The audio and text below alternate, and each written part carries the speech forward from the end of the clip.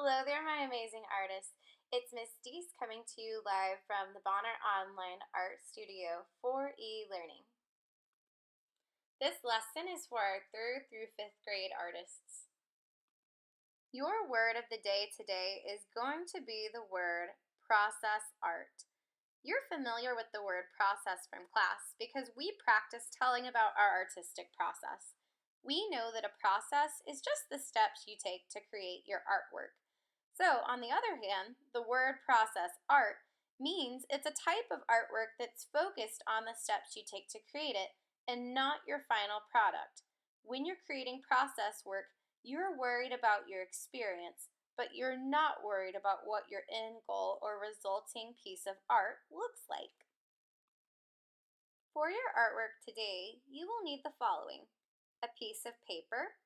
This can be any type of paper. It could be copy paper, scrap paper, post-it notes, notebook paper, any paper that you have on hand around your house, as well as food coloring. The food coloring is going to be the medium you use to add color to your project. You also are going to need a cheap can of shaving cream. Make sure if you're using shaving cream that you have the permission of a parent or an adult in your house. Hey guys, so for your artistic process today, you're going to be completing steps that are a lot like the printmaking process that you may have seen in class. This is just a brand new way that we can use to pull a print. When you've done printmaking in class with me, you're familiar with the method of printmaking where we take a foam plate, we carve and pencil an image or design into this foam plate, we take a brayer with ink and roll over it, then we press that onto paper, peel it off, and your image is revealed. This type of printmaking, though, to pull an image is not going to be making a picture. Instead, it's going to be focusing on the process of playing with different types of colors. Other than the paper and the food coloring, this Miss Deese mentioned, which as you can see is just regular everyday food coloring you might use to color icing, you're also going to need a few kitchen tools, okay? Please make sure you ask a parent before you get out these materials. You're going to need a cookie sheet or some type of tray to keep your shaving cream on. You're going to need just a cheap can of shaving cream. You shouldn't be using a ton. And you're going to need a fork to swirl your colors in, as well as that paper that we mentioned. Now, I have some regular copy paper with me right here. You can use any type of paper, like we said, sketching paper, post-it notes, scratch paper that you have laying around the house. Any type of material for paper will do. So your first step, oh, you can see my dog's joining in, is to get out your shaving cream, shake it up, and put a little bit on the tray in a swirl.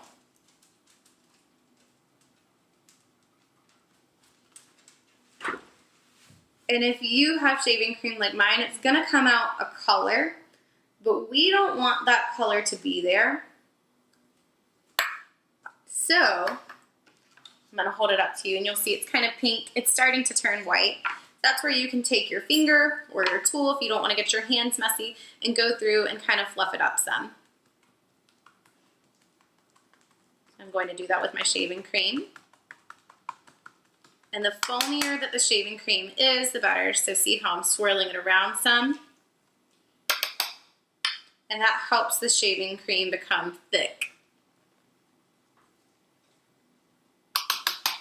I'm going to scrape that off on the edge. So then your shaving cream should look more like this. Now we cannot see through onto the tray. And you want to make sure that the shape you made in shaving cream is the same size as your paper, okay? Next, you're going to get out your colors. Now, this is where I want you to think about your color wheel. We know that some colors, like our analogous colors that are neighbors on the color wheel, go well together when they mix, or our 3 primary colors of red, yellow, and blue. But we know some colors do not mix well together, like if you use opposite colors on the color wheel, those complementary colors. So I'm going to think about my color mixing knowledge. I'm going to select a color. I like blue. That's my favorite. And I know that red would look really good with blue because it would mix into purple. I'm going to take my blue first and put a few drops into my shaving cream.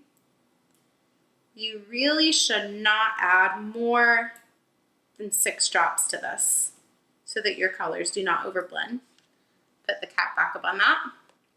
Pull out my red shaving cream. I'm going to put the same amount, about 6 drops of red. And if you look closely, you'll see I'm just scattering them across different spaces in my shape.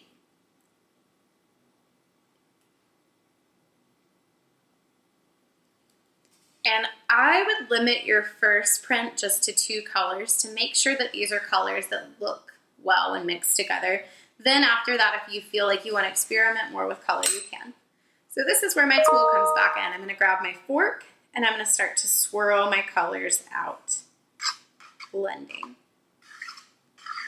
You can make any type of mark with this. Right now I'm just creating wavy lines.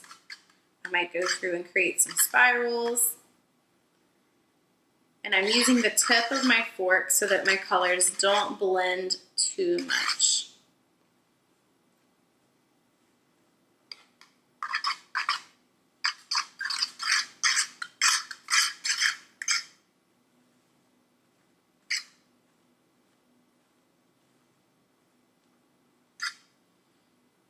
And the design that you're going to see is really going to remind you of the design that you would see in a marbled pattern. So next I'm going to take my piece of paper. I'm going to show you guys before I lay my paper down what it should look like. It looks really messy right now, I know. And you're going to take your paper and lay it right on top of the shaving cream, just like this. And put some pressure on it with your hands. Kind of wiggle it around to make sure all that color is transferring over to your paper.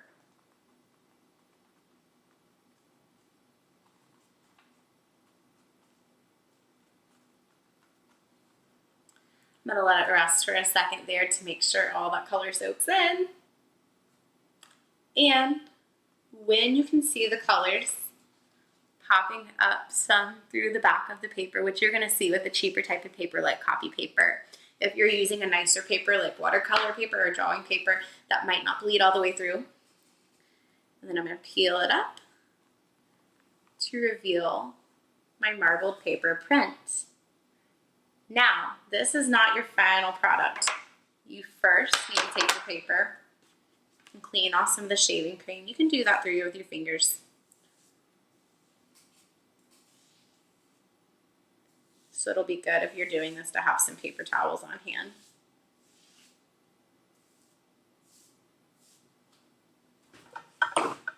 Wipe those off your hands.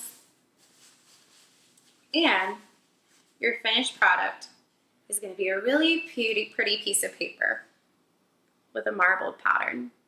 You can use this paper for a lot of things. You can just keep it the way it is. You can let it dry and draw on it. Maybe you cut it up and use it in some sort of collage or even make cards out of it right now. But remember that when you're creating today, you're not worried about what your final product is going to be. It's about the process and the fun of playing around with colors and trying out different things. So I cannot wait to see what you guys' artwork looks like after you create today. Make sure after you create that you're taking a photo or a video and you're posting it onto your Google Classroom for your choice board.